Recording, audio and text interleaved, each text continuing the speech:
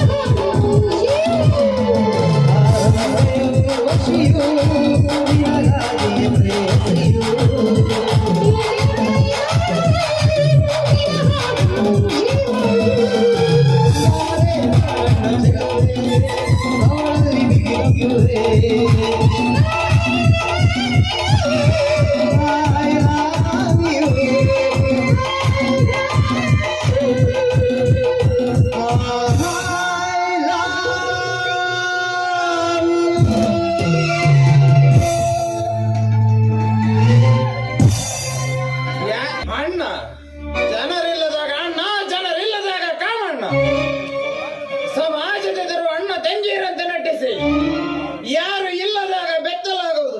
ನಿನ್ನ ತಾಯಿ ಜನ್ಮಕ್ಕೆಷ್ಟು? ವಿಜಯ್, ನಿಜ ಹೇಳು, ಇವಳು ನಿನ್ನ ತಂಗಿಯ? ರವಿ ಹೇ ಹುಚ್ಚಪ್ಪ, ಈಗ ಸತ್ಯದ ಬಗ್ಗೆ ಕೇಳಿದ್ರೇನು ಪ್ರಯೋಜನ? ಇದು ಮದುವೆಗೆ ಮೊದಲೇ ತಿಳ್ಕೋಬೇಕಾಗಿತ್ತು. ಇವರು ಅಣ್ಣ ತಂಗಿಯರಲ್ಲ, ಕಾಮದಾಟದಲ್ಲಿ ಬಿದ್ದಿರುವ ಕಳ್ಳ ಪ್ರೇಮಿಗಳು ಅಂತ. ಹಾಗಾದರೆ ಇಷ್ಟು ದಿನ ಯಾಕೆ ನಾಟಕ ಮಾಡಿದೆ? ನನಗೇಕೆ ಮೋಸ ಮಾಡಿದೆ? ಅದನ್ನ ಹೇಳ್ತೀನಿ, ಸರಿಯಾಗಿ ಕೇಳಿಸ್ಕೊಳ್ಳಿ. ನಿನ್ನ ಅತ್ತಿಗೆಯ ಪಾರ್ವತಿಯ ಮೇಲೆ ನನಗೆ ಅಪಾರವಾದ ಭರವಸೆ ಇತ್ತು, ಆಸೆ ಇತ್ತು. ಆದರೆ ಅವಳು ನನ್ನ ಆಸೆಗೆ ಸಹಕರಿಸಲಿಲ್ಲ. ಅಂದೇ ಅವಳ ಕಣ್ಣಿಗೆ ವಿಷ ಹಾಕಿ ತಂದು ಬಿಟ್ಟೆ ರವಿ. ಹಾಗಾದರೆ ನನ್ನ ಅತ್ತಿಗೆ ಕಳ್ಳತನ ಮಾಡಿರುವುದು ಸುಳ್ಳು. ಎಲ್ಲ ಈ ಮೋಸಗಾತಿ ನಡೆಸಿದ ಸಂಚು.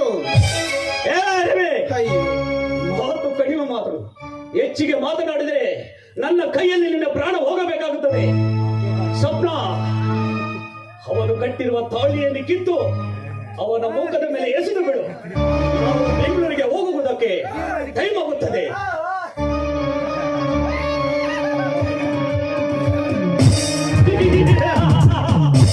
ಇದು ಇದು ಈ ವಿಷಯದ ಸೇಡು.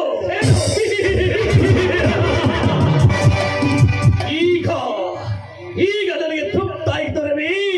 ನಿಮ್ಮ ಮನೆತನ ಚಿತ್ರ